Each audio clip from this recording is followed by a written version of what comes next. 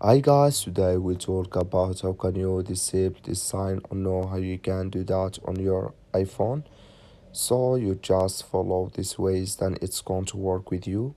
All you have to do in verse, you just click on settings, then it's going to take you to this list. It's going to show for you like this here in your settings, in your iPhone settings. You click on your name here, so then it's going to take you to this list. It's going to show for you like this. Then you click here on name and phone numbers in the email. So then it's going to take you to this list. It's going to show for you like this. Then you come here to apps and music and TV more and more. You click in this sign or this color. Like you see color, it's gone. That's mean it's disabled with us now.